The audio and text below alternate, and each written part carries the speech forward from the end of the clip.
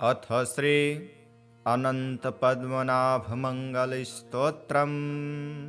श्रियः कान्ताय कल्याण निधये निधयेऽर्थिनां श्रीशेषसायिने अनन्त पद्मनाभाय मङ्गलम्। स्यानन्दूरपुरी भाग्य भव्यरूपाय विष्णवे आनन्दसिन्धवे अनन्त पद्मनाभाय मङ्गलम्।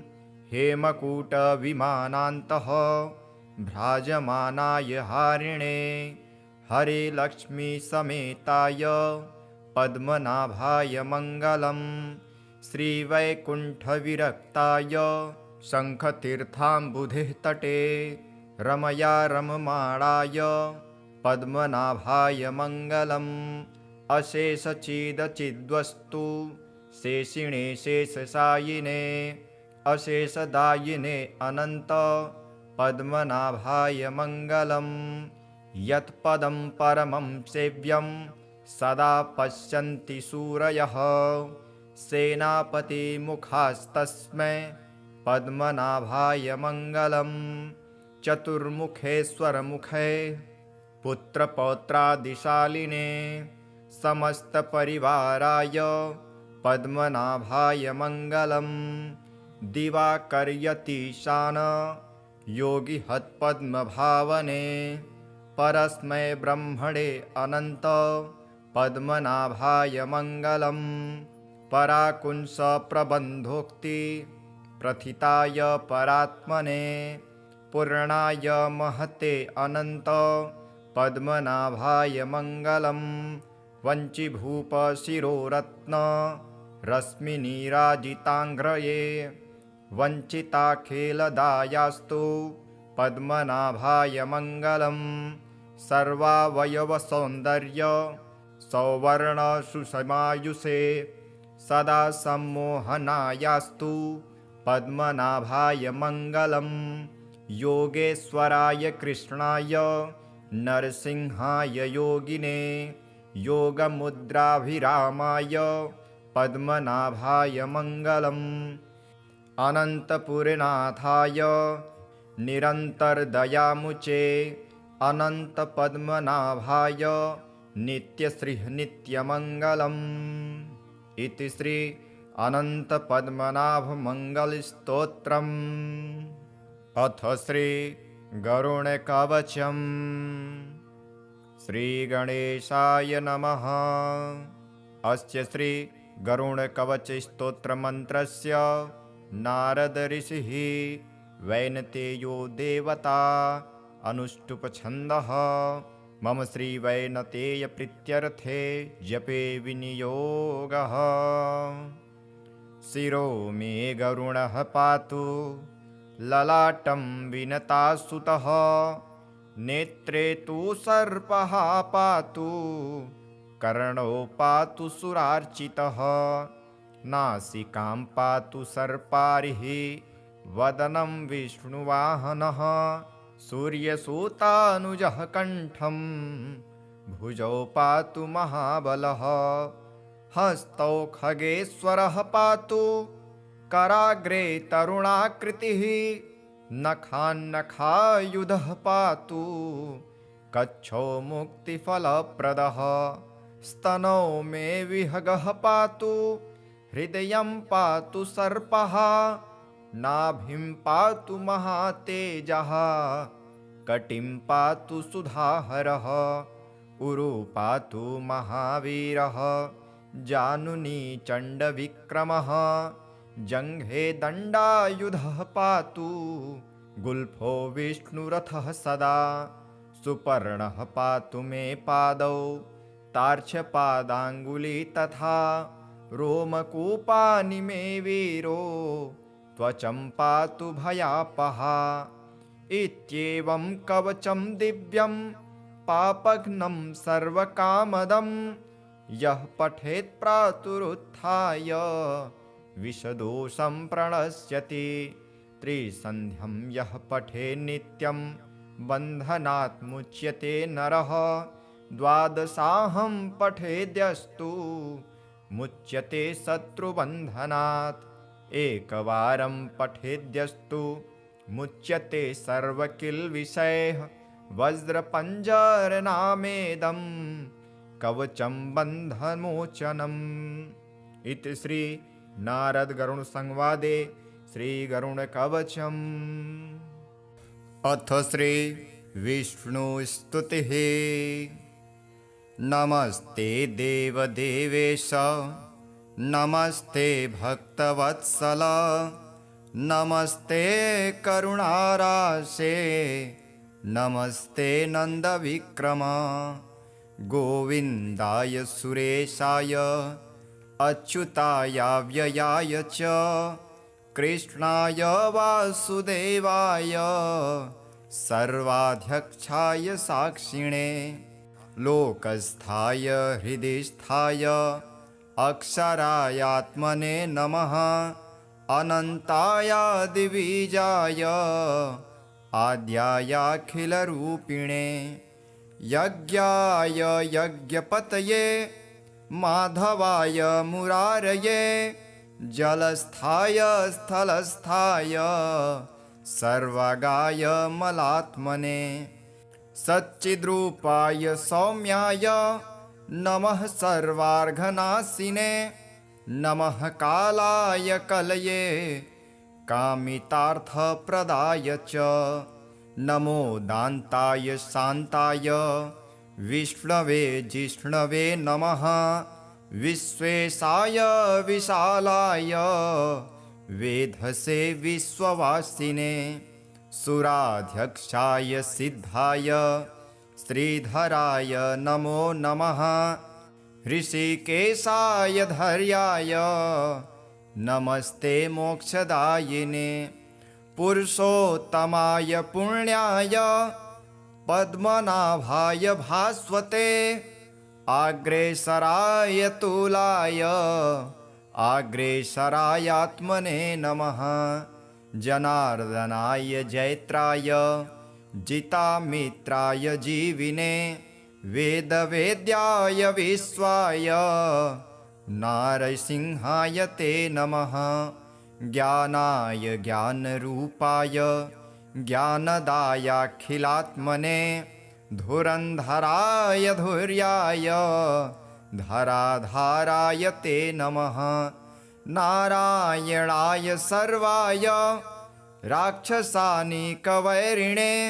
गुह्याय गुह्यपतये गुरवे गुणधारिणे कारुण्याय शरण्याय कान्तायामृतमूर्तये केशवाय नमस्तेस्तु नमो दामोदराय च संकर्षणाय सर्वाय नमस्त्रैलोक्यपालिने भक्तप्रियाय हर्ये नमः। सर्वार्तिनाशिने नानाभेदविभेदाय नानारूपधराय च नमस्ते भगवान् विष्णु पाहि मां करुणाकर।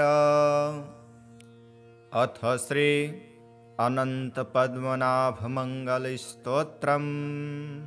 श्रियः कान्ताय कल्याण निधये निधयेऽर्थिनां श्रीशेषसायिने अनन्त पद्मनाभाय मङ्गलम्। स्यानन्दूरपुरी भाग्य भव्यरूपाय विष्णवे आनन्दसिन्धवे अनन्त पद्मनाभाय मङ्गलम्।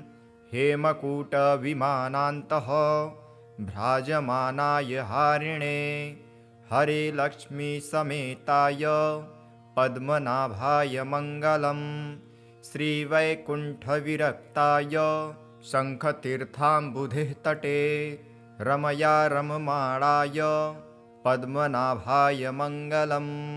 अशेषचिदचिद्वस्तु शेषिणे शेषशायिने अशेषदायिने अनन्त पद्मनाभाय मङ्गलम्। यत्पदं परमं सेव्यं सदा पश्यन्ति सूरयः सेनापतिमुखास्तस्मै पद्मनाभाय मङ्गलम्। चतुर्मुखेश्वरमुखे पुत्रपौत्रादिशालिने समस्तपरिवाराय पद्मनाभाय मङ्गलम्। दिवाकर्यतीशान योगिहत्पद्मभावने परस्मै ब्रह्मणे अनन्त पद्मनाभाय मङ्गलम्। पराकुंसप्रबन्धोक्ति प्रथिताय परात्मने पूर्णाय महते अनन्त पद्मनाभाय मङ्गलम्। वञ्चिभूपशिरोरत्न रश्मिनीराजिताङ्घ्रये वञ्चिताखिलदायास्तु पद्मनाभाय मङ्गलम्। सर्वावयवसौन्दर्य सौवर्णसुषमायुषे सदा सम्मोहनायास्तु पद्मनाभाय मङ्गलम्। योगेश्वराय कृष्णाय नरसिंहाय योगिने योगमुद्राभिरामाय पद्मनाभाय मङ्गलम्। अनन्तपुरनाथाय निरन्तरदयामुचे अनन्तपद्मनाभाय नित्यश्रीः नित्यमङ्गलम्। इति श्री अनन्तपद्मनाभमङ्गलस्तोत्रम्। अथ श्री गरुडकवचम्। श्रीगणेशाय नमः। अस्य श्री गरुडकवचस्तोत्रमन्त्रस्य नारद ऋषिः वैनतेयो देवता अनुष्टुप् मम श्रीवैनतेयप्रीत्यर्थे जपे विनियोगः। शिरो मे गरुडः पातु ललाटं विनतासुतः नेत्रे तु सर्पः पातु कर्णौ पातु सुरार्चितः नासिकां पातु सर्पारिः वदनं विष्णुवाहनः सूर्यसूतानुजः कण्ठं भुजौ पातु महाबलः हस्तौ खगेश्वरः पातु कराग्रे तरुणाकृतिः नखान्नखायुधः पातु कच्छो मुक्तिफलप्रदः स्तनौ मे विहगः पातु हृदयं पातु सर्पः नाभिं पातु महातेजः कटिं पातु सुधाहरः उरु पातु महावीरः जानुनी चण्डविक्रमः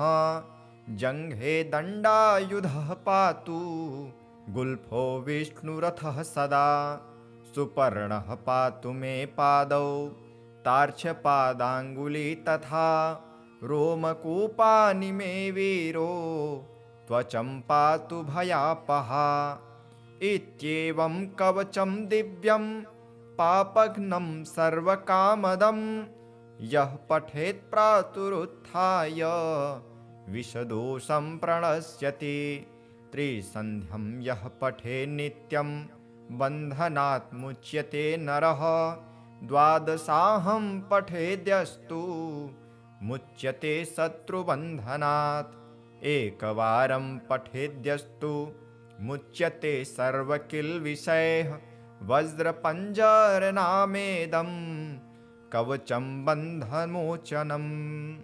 इति श्री नारद गरुड संवादे श्री गरुडकवचम्। अथ श्री विष्णुस्तुतिः। नमस्ते देवदेवेश नमस्ते भक्तवत्सल नमस्ते करुणाराशे नमस्ते नन्दविक्रम गोविन्दाय सुरेशाय अच्युताय व्ययाय च कृष्णाय वासुदेवाय सर्वाध्यक्षाय साक्षिणे लोकस्थाय हृदिस्थाय अक्षरायात्मने नमः अनन्ताय दिविजाय आद्यायाखिलरूपिणे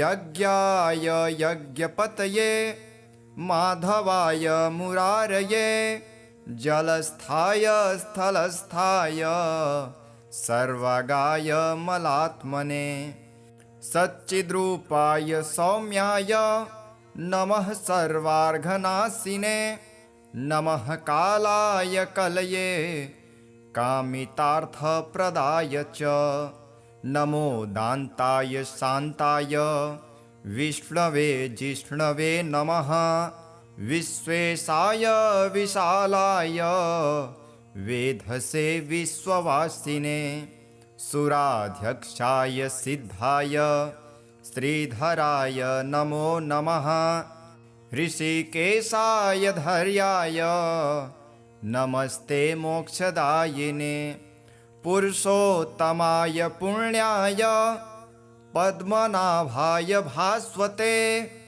अग्रेसराय तुलाय अग्रेसरायात्मने नमः जनार्दनाय जैत्राय जितामित्राय जीविने वेदवेद्याय विश्वाय नारसिंहाय ते नमः ज्ञानाय ज्ञानरूपाय ज्ञानदायाखिलात्मने धुरन्धराय धुर्याय धराधाराय ते नमः नारायणाय सर्वाय राक्षसानिकवैरिणे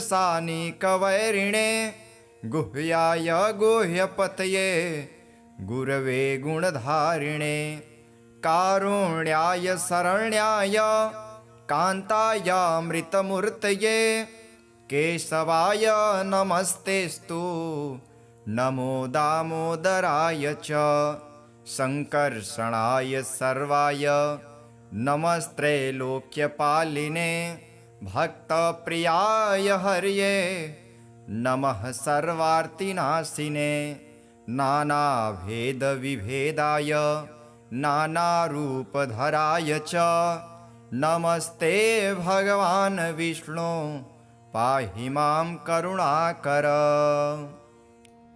अथ श्री अनन्तपद्मनाभमङ्गलस्तोत्रम् श्रियः कान्ताय कल्याण निधये निधयेऽर्थिनां श्रीशेषसायिने अनन्त पद्मनाभाय मङ्गलम् स्यानन्दूरपुरी भाग्य भव्यरूपाय विष्णवे आनन्दसिन्धवे अनन्त पद्मनाभाय मङ्गलम् हेमकूटविमानान्तः भ्राजमानाय हारिणे हरे लक्ष्मीसमेताय पद्मनाभाय मङ्गलम् श्रीवैकुण्ठविरक्ताय शङ्खतीर्थाम्बुधिः तटे रमया रममाणाय पद्मनाभाय मङ्गलम् अशेषचिदचिद्वस्तु शेषिणे शेषशायिने अशेषदायिने अनन्त पद्मनाभाय मङ्गलम् यत्पदं परमं सेव्यं सदा पश्यन्ति सूरयः सेनापतिमुखास्तस्मै पद्मनाभाय मङ्गलम् चतुर्मुखेश्वरमुखे पुत्रपौत्रादिशालिने समस्तपरिवाराय पद्मनाभाय मङ्गलम् दिवाकर्यतीशान योगिहत्पद्मभावने परस्मै ब्रह्मणे अनन्त पद्मनाभाय मङ्गलम् पराकुंसप्रबन्धोक्ति प्रथिताय परात्मने पूर्णाय महते अनन्त पद्मनाभाय मङ्गलम् वञ्चिभूपशिरोरत्न रश्मिनीराजिताङ्घ्रये वञ्चिताखिलदायास्तु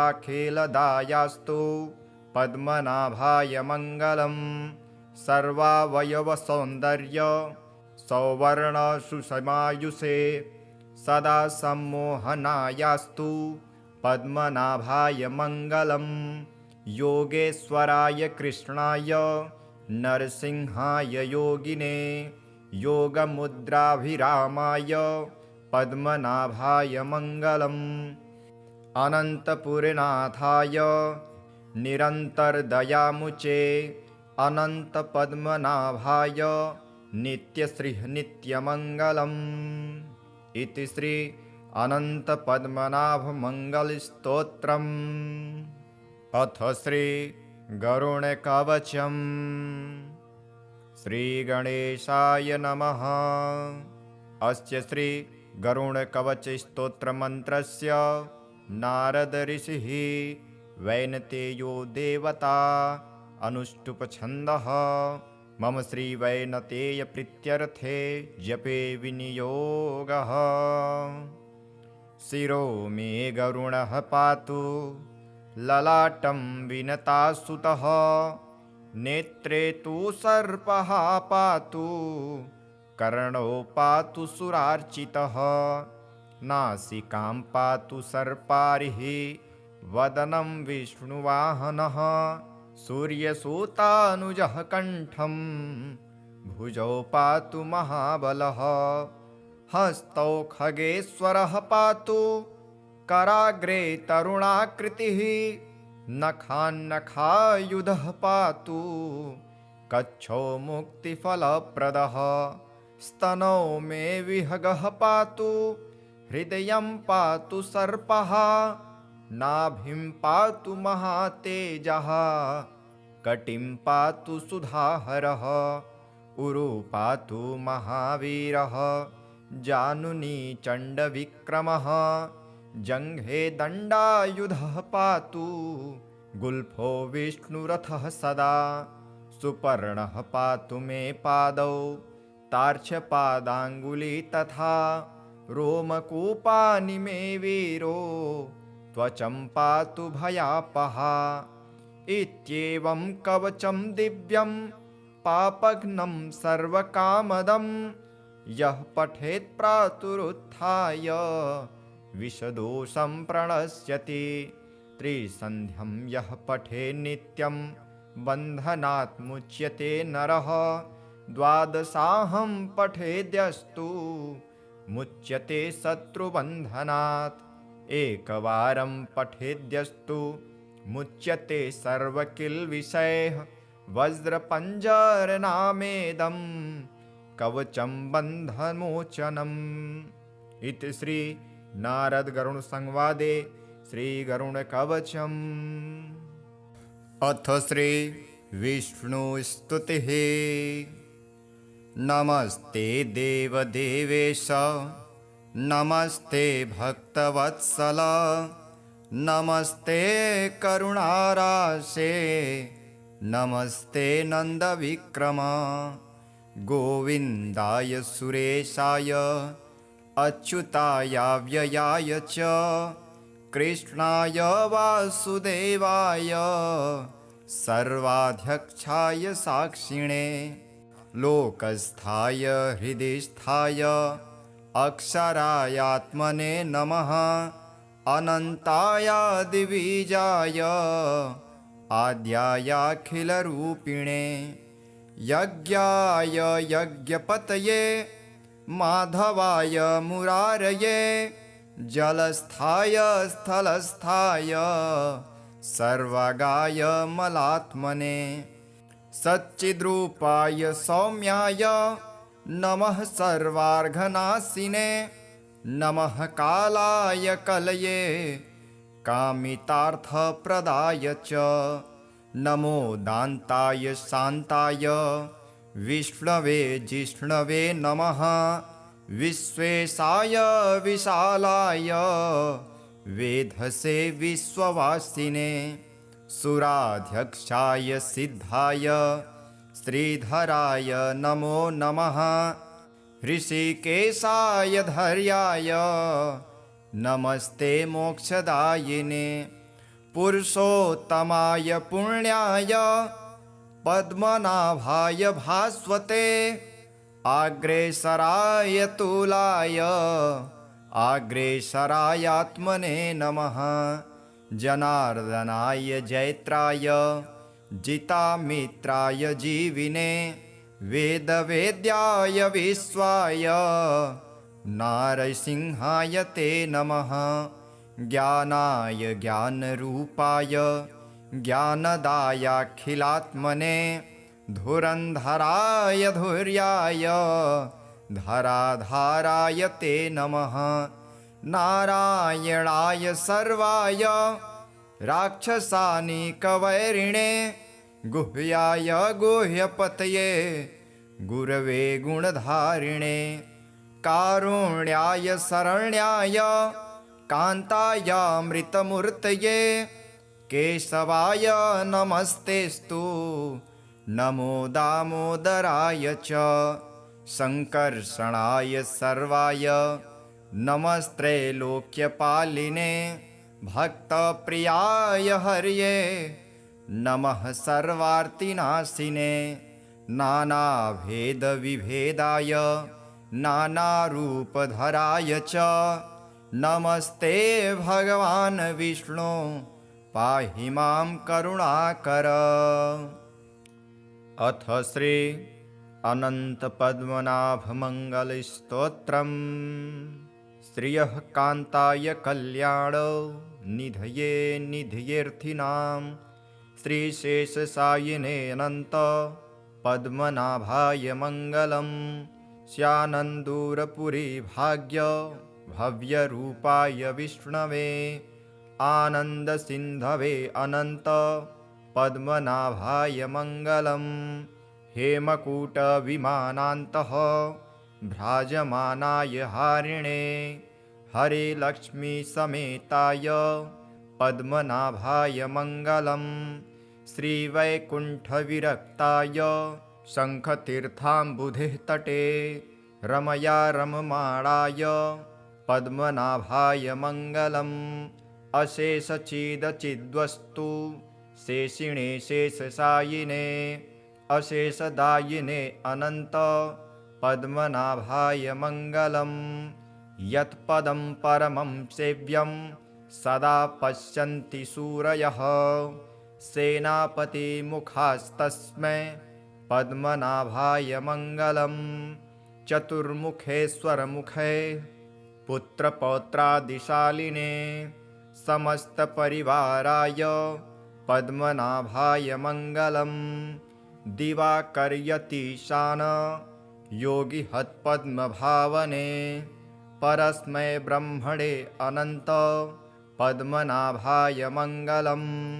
पराकुंसप्रबन्धोक्ति प्रथिताय परात्मने पूर्णाय महते अनन्त पद्मनाभाय मङ्गलम्। वञ्चिभूपशिरोरत्न रश्मिनीराजिताङ्घ्रये वञ्चिताखिलदायास्तु पद्मनाभाय मङ्गलम्। सर्वावयवसौन्दर्य सौवर्णसुषमायुषे सदा सम्मोहनायास्तु पद्मनाभाय मङ्गलम्। योगेश्वराय कृष्णाय नरसिंहाय योगिने योगमुद्राभिरामाय पद्मनाभाय मङ्गलम्। अनन्तपुरनाथाय निरन्तरदयामुचे अनन्तपद्मनाभाय नित्यश्रीः नित्यमङ्गलम्। इति श्री अनन्तपद्मनाभमङ्गलस्तोत्रम्। अथ श्री गरुडकवचम्। श्रीगणेशाय नमः। अस्य श्री गरुडकवचस्तोत्रमन्त्रस्य नारदऋषिः वैनतेयो देवता अनुष्टुप्छन्दः। मम श्रीवैनतेयप्रीत्यर्थे जपे विनियोगः। शिरो मे गरुणः पातु ललाटं विनतासुतः नेत्रे तु सर्पः पातु कर्णौ पातु सुरार्चितः नासिकां पातु सर्पारिः वदनं विष्णुवाहनः सूर्यसूतानुजः कण्ठं भुजौ पातु महाबलः हस्तौ खगेश्वरः पातु कराग्रे तरुणाकृतिः नखान्नखायुधः पातु कच्छो मुक्तिफलप्रदः स्तनौ मे विहगः पातु हृदयं पातु सर्पः नाभिं पातु महातेजः कटिं पातु सुधाहरः उरु पातु महावीरः जानुनी चण्डविक्रमः जङ्घे दण्डायुधः पातु गुल्फो विष्णुरथः सदा सुपर्णः पातु मे पादौ तार्क्ष्यपादाङ्गुली तथा रोमकूपानि मे वीरो त्वचं पातु भयापहा इत्येवं कवचं दिव्यं पापघ्नं सर्वकामदं यः पठेत् प्रातरुत्थाय विषदोषं प्रणश्यति त्रिसन्ध्यं यः पठेत् नित्यं बन्धनात् मुच्यते नरः द्वादशाहं पठेद्यस्तु मुच्यते शत्रुबन्धनात् एकवारं पठेद्यस्तु मुच्यते सर्वकिल्बिषैः वज्रपञ्जरनामेदं कवचं बन्धमोचनम्। इति श्री नारद गरुड़ संवादे श्री गरुड़ कवचम्। अथ श्री विष्णु स्तुतिः। नमस्ते देवदेवेश नमस्ते भक्तवत्सल नमस्ते करुणाराशे नमस्ते नन्दविक्रम गोविन्दाय सुरेशाय अच्युताय व्ययाय च कृष्णाय वासुदेवाय सर्वाध्यक्षाय साक्षिणे लोकस्थाय हृदिस्थाय अक्षरायात्मने नमः अनन्ताय दिविजाय आद्यायाखिलरूपिणे यज्ञाय यज्ञपतये माधवाय मुरारये जलस्थाय स्थलस्थाय सर्वगाय मलात्मने सच्चिद्रूपाय सौम्याय नमः सर्वार्घनाशिने नमः कालाय कलये कामितार्थप्रदाय च नमो दान्ताय शान्ताय विष्णवे जिष्णवे नमः विश्वेशाय विशालाय वेधसे विश्ववासिने सुराध्यक्षाय सिद्धाय श्रीधराय नमो नमः ऋषिकेशाय धर्याय नमस्ते मोक्षदायिने पुरुषोत्तमाय पुण्याय पद्मनाभाय भास्वते आग्रेसराय तुलाय आग्रेसरायात्मने नमः जनार्दनाय जैत्राय जितामित्राय जीविने वेदवेद्याय विश्वाय नारसिंहाय ते नमः ज्ञानाय ज्ञानरूपाय ज्ञानदायाखिलात्मने धुरन्धराय धुर्याय धराधाराय ते नमः नारायणाय सर्वाय राक्षसानिकवैरिणे गुह्याय गुह्यपतये गुरवे गुणधारिणे कारुण्याय शरण्याय कान्तायामृतमूर्तये केशवाय नमस्तेस्तु नमो दामोदराय च संकर्षणाय सर्वाय नमस्त्रैलोक्यपालिने भक्तप्रियाय हर्ये नमः सर्वार्तिनाशिने नानाभेदविभेदाय नानारूपधराय च नमस्ते भगवान् विष्णु पाहि मां करुणाकर। अथ श्री अनन्तपद्मनाभमङ्गलस्तोत्रम्। श्रियः कान्ताय कल्याण निधये निधयेऽर्थिनां श्रीशेषसायिने अनन्त पद्मनाभाय मङ्गलम् स्यानन्दूरपुरी भाग्य भव्यरूपाय विष्णवे आनन्दसिन्धवे अनन्त पद्मनाभाय मङ्गलम् हेमकूटविमानान्तः भ्राजमानाय हारिणे हरे लक्ष्मीसमेताय पद्मनाभाय मङ्गलम् श्रीवैकुण्ठविरक्ताय शङ्खतीर्थाम्बुधेः तटे रमया रममाणाय पद्मनाभाय मङ्गलम् अशेषचिदचिद्वस्तु शेषिणे शेषशायिने अशेषदायिने अनन्त पद्मनाभाय मङ्गलम्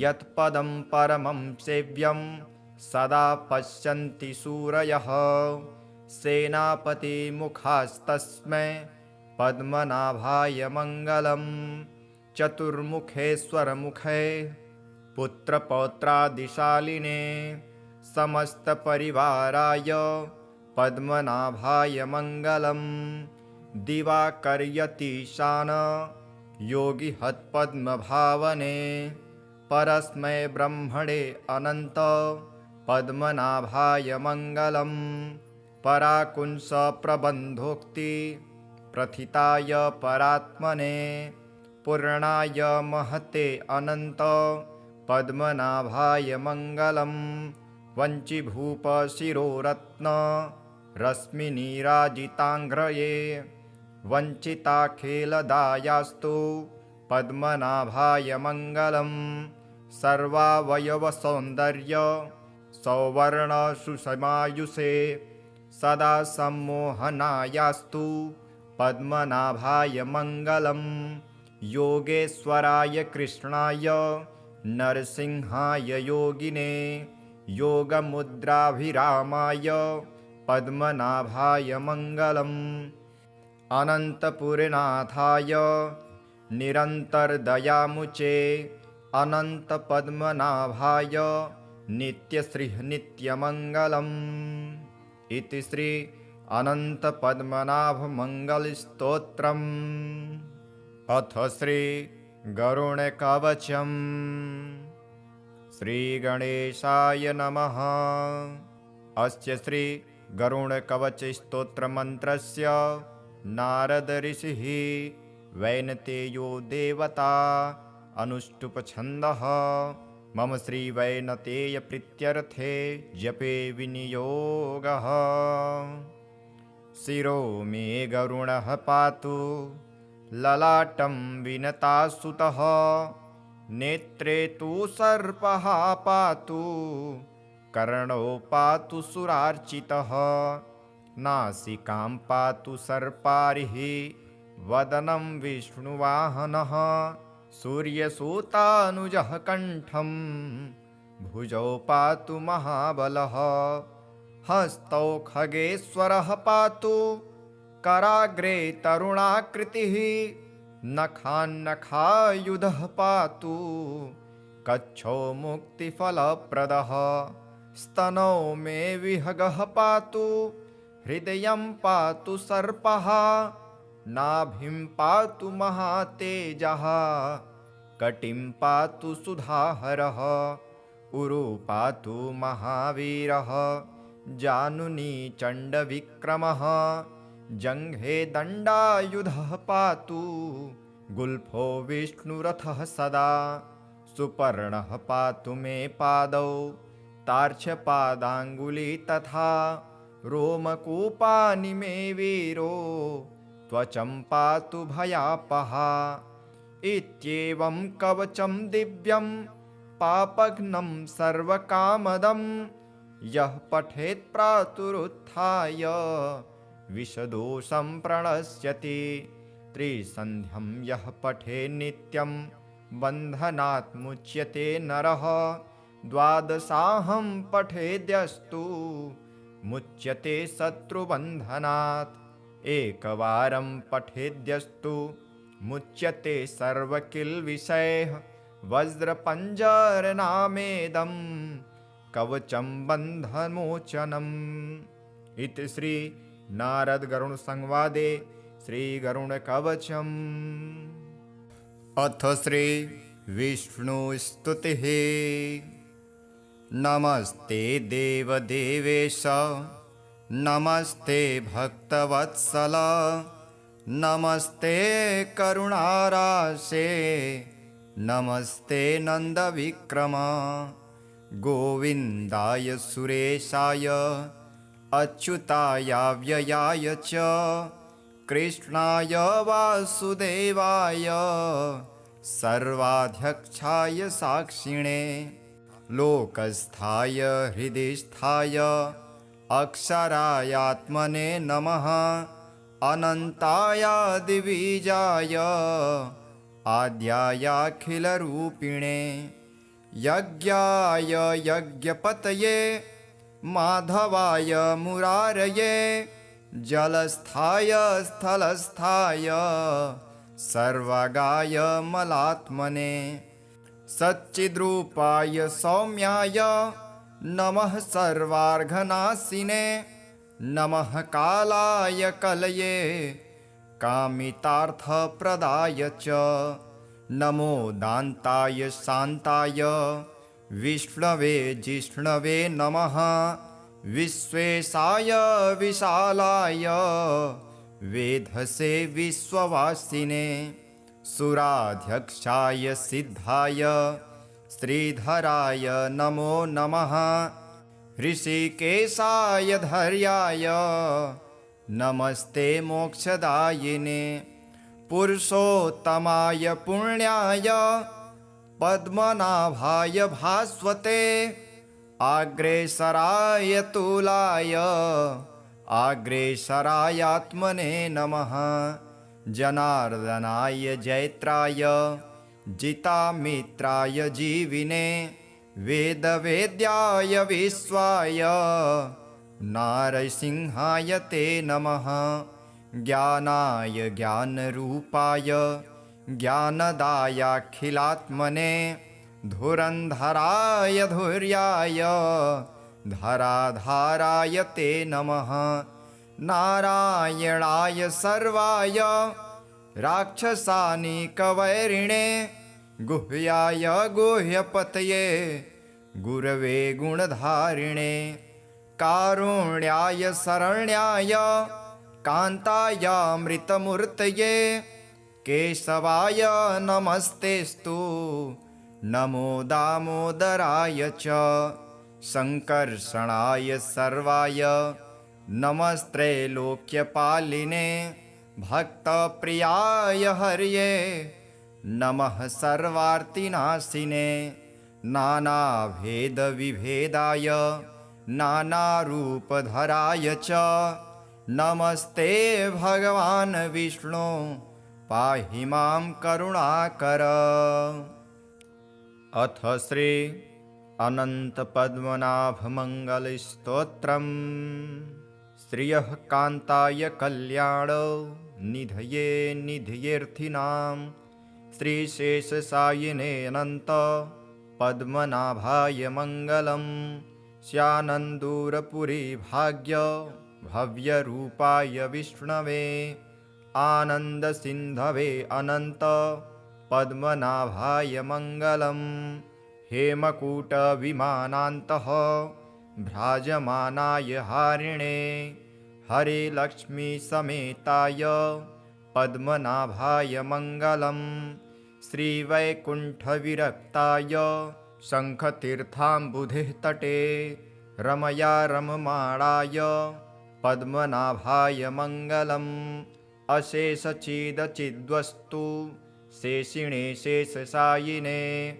अशेषदायिने अनन्त पद्मनाभाय मङ्गलम् यत्पदं परमं सेव्यं सदा पश्यन्ति सूरयः सेनापतिमुखास्तस्मै पद्मनाभाय मङ्गलम् चतुर्मुखेश्वरमुखे पुत्रपौत्रादिशालिने समस्तपरिवाराय पद्मनाभाय मङ्गलम् दिवाकर्यतीशान योगिहत्पद्मभावने परस्मै ब्रह्मणे अनन्त पद्मनाभाय मङ्गलम् पराकुंसप्रबन्धोक्ति प्रथिताय परात्मने पूर्णाय महते अनन्त पद्मनाभाय मङ्गलम् वञ्चिभूपशिरोरत्न रश्मिनीराजिताङ्घ्रये वञ्चिताखिलदायास्तु पद्मनाभाय मङ्गलम् सर्वावयवसौन्दर्य सौवर्णसुषमायुषे सदा सम्मोहनायास्तु पद्मनाभाय मङ्गलम् योगेश्वराय कृष्णाय नरसिंहाय योगिने योगमुद्राभिरामाय पद्मनाभाय मङ्गलम् अनन्तपुरनाथाय निरन्तरदयामुचे अनन्तपद्मनाभाय नित्यश्रीः नित्यमङ्गलम् इति श्री अनन्तपद्मनाभमङ्गलस्तोत्रम्। अथ श्री गरुडकवचम्। श्रीगणेशाय नमः। अस्य श्री गरुडकवचस्तोत्रमन्त्रस्य नारद ऋषिः वैनतेयो देवता अनुष्टुप् छन्दः। मम श्रीवैनतेयप्रीत्यर्थे जपे विनियोगः। शिरो मे गरुडः पातु ललाटं विनतासुतः नेत्रे तु सर्पः पातु कर्णौ पातु सुरार्चितः नासिकां पातु सर्पारिः वदनं विष्णुवाहनः सूर्यसूतानुजः कण्ठं भुजौ पातु महाबलः हस्तौ खगेश्वरः पातु कराग्रे तरुणाकृतिः नखान्नखायुधः पातु कच्छो मुक्तिफलप्रदः स्तनौ मे विहगः पातु हृदयं पातु सर्पः नाभिं पातु महातेजः कटिं पातु सुधाहरः उरु पातु महावीरः जानुनी चण्डविक्रमः जङ्घे दण्डायुधः पातु गुल्फो विष्णुरथः सदा सुपर्णः पातु मे पादौ तार्क्ष्यपादाङ्गुली तथा रोमकूपानि मे वीरो त्वचं पातु भयापहा इत्येवं कवचं दिव्यं पापघ्नं सर्वकामदं यः पठेत् प्रातरुत्थाय विषदोषं प्रणश्यति त्रिसन्ध्यं यः पठेत् नित्यं बन्धनात् मुच्यते नरः द्वादशाहं पठेद्यस्तु मुच्यते शत्रुबन्धनात् एकवारं पठेद्यस्तु मुच्यते सर्वकिल्बिषैः वज्रपञ्जरनामेदं कवचं बन्धमोचनम्। इति श्री नारद गरुड संवादे श्री गरुडकवचम्। अथ श्री विष्णुस्तुतिः। नमस्ते देवदेवेश नमस्ते भक्तवत्सल नमस्ते करुणाराशे नमस्ते नन्दविक्रम गोविन्दाय सुरेशाय अच्युताय व्ययाय च कृष्णाय वासुदेवाय सर्वाध्यक्षाय साक्षिणे लोकस्थाय हृदिस्थाय अक्षरायात्मने नमः अनन्ताय दिविजाय आद्यायाखिलरूपिणे यज्ञाय यज्ञपतये माधवाय मुरारये जलस्थाय स्थलस्थाय सर्वगाय मलात्मने सच्चिद्रूपाय सौम्याय नमः सर्वार्घनाशिने नमः कालाय कलये कामितार्थप्रदाय च नमो दान्ताय शान्ताय विष्णवे जिष्णवे नमः विश्वेशाय विशालाय वेधसे विश्ववासिने सुराध्यक्षाय सिद्धाय श्रीधराय नमो नमः ऋषिकेशाय धैर्याय नमस्ते मोक्षदायिने पुरुषोत्तमाय पुण्याय पद्मनाभाय भास्वते आग्रेसराय तुलाय आग्रेसरायात्मने नमः जनार्दनाय जैत्राय जितामित्राय जीविने वेदवेद्याय विश्वाय नारसिंहाय ते नमः ज्ञानाय ज्ञानरूपाय ज्ञानदायाखिलात्मने धुरन्धराय धुर्याय धराधाराय ते नमः नारायणाय सर्वाय राक्षसानिकवैरिणे गुह्याय गुह्यपतये गुरवे गुणधारिणे कारुण्याय शरण्याय कान्तायामृतमूर्तये केशवाय नमस्तेस्तु नमो दामोदराय च संकर्षणाय सर्वाय नमस्त्रैलोक्यपालिने भक्तप्रियाय हर्ये नमः सर्वार्तिनाशिने नानाभेदविभेदाय नानारूपधराय च नमस्ते भगवान् विष्णु पाहि मां करुणाकर। अथ श्री अनन्तपद्मनाभमङ्गलस्तोत्रम् श्रियः कान्ताय कल्याण निधये निधयेऽर्थिनां श्रीशेषसायिने अनन्त पद्मनाभाय मङ्गलं स्यानन्दूरपुरी भाग्य भव्यरूपाय विष्णवे आनन्दसिन्धवे अनन्त पद्मनाभाय मङ्गलं हेमकूटविमानान्तः भ्राजमानाय हारिणे हरे लक्ष्मीसमेताय पद्मनाभाय मङ्गलं श्रीवैकुण्ठविरक्ताय शङ्खतीर्थाम्बुधेः तटे रमया रममाणाय पद्मनाभाय मङ्गलम् अशेषचिदचिद्वस्तु शेषिणे शेषशायिने अशेषदायिने अनन्त पद्मनाभाय मङ्गलं यत्पदं परमं सेव्यं सदा पश्यन्ति सूरयः सेनापतिमुखास्तस्मै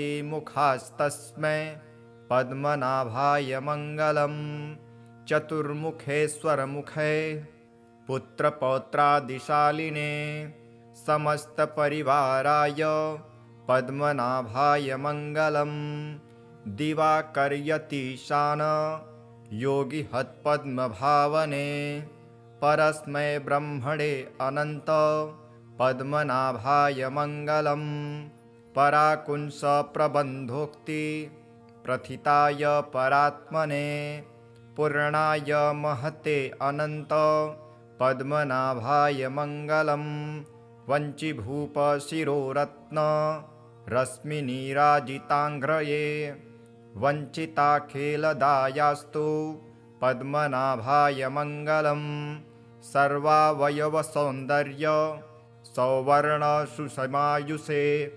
सदा सम्मोहनायास्तु पद्मनाभाय मङ्गलं योगेश्वराय कृष्णाय नरसिंहाय योगिने योगमुद्राभिरामाय पद्मनाभाय मङ्गलम् अनन्तपुरनाथाय निरन्तरदयामुचे अनन्तपद्मनाभाय नित्यश्रीः नित्यमङ्गलम् इति श्री अनन्तपद्मनाभमङ्गलस्तोत्रम्। अथ श्री गरुडकवचम्। श्रीगणेशाय नमः। अस्य श्री गरुडकवचस्तोत्रमन्त्रस्य नारद ऋषिः वैनतेयो देवता अनुष्टुप्छन्दः मम श्रीवैनतेयप्रीत्यर्थे जपे विनियोगः। शिरो मे गरुणः पातु ललाटं विनतासुतः नेत्रे तु सर्पः पातु कर्णौ पातु सुरार्चितः नासिकां पातु सर्पारिः वदनं विष्णुवाहनः सूर्यसूतानुजः कण्ठं भुजौ पातु महाबलः हस्तौ खगेश्वरः पातु कराग्रे तरुणाकृतिः नखान्नखायुधः पातु कच्छो मुक्तिफलप्रदः स्तनौ मे विहगः पातु हृदयं पातु सर्पः नाभिं पातु महातेजः कटिं पातु सुधाहरः उरु पातु महावीरः जानुनी चण्डविक्रमः जङ्घे दण्डायुधः पातु गुल्फो विष्णुरथः सदा सुपर्णः पातु मे पादौ तार्क्ष्यपादाङ्गुली तथा रोमकूपानि मे वीरो त्वचं पातु भयापहा इत्येवं कवचं दिव्यं पापघ्नं सर्वकामदं यः पठेत् प्रातरुत्थाय विषदोषं प्रणश्यति त्रिसन्ध्यं यः पठेत् नित्यं बन्धनात् मुच्यते नरः द्वादशाहं पठेद्यस्तु मुच्यते शत्रुबन्धनात् एकवारं पठेद्यस्तु मुच्यते सर्वकिल्बिषैः वज्रपञ्जरनामेदं कवचं बन्धमोचनम्। इति श्री नारद गरुण संवादे श्री गरुण कवचम्। अथ श्री विष्णु स्तुतिः। नमस्ते देवदेवेश नमस्ते भक्तवत्सल नमस्ते करुणाराशे नमस्ते नन्दविक्रम गोविन्दाय सुरेशाय अच्युताय व्ययाय च कृष्णाय वासुदेवाय सर्वाध्यक्षाय साक्षिणे लोकस्थाय हृदिस्थाय अक्षरायात्मने नमः अनन्ताय दिविजाय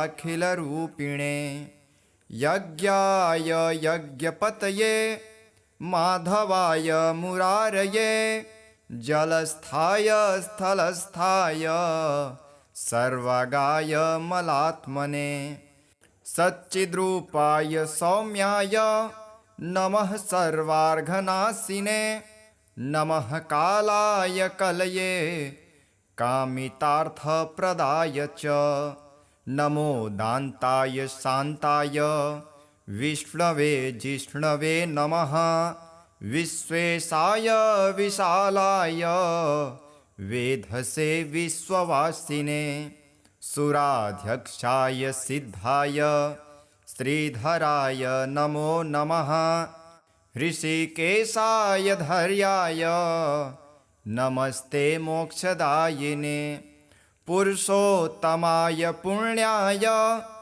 पद्मनाभाय भास्वते आग्रेसराय तुलाय आग्रेसरायात्मने नमः जनार्दनाय जैत्राय जितामित्राय जीविने वेदवेद्याय विश्वाय नारसिंहाय ते नमः ज्ञानाय ज्ञानरूपाय ज्ञानदायाखिलात्मने धुरन्धराय धुर्याय धराधाराय ते नमः नारायणाय सर्वाय राक्षसानिकवैरिणे गुह्याय गुह्यपतये गुरवे गुणधारिणे कारुण्याय शरण्याय कान्तायामृतमूर्तये केशवाय नमस्तेस्तु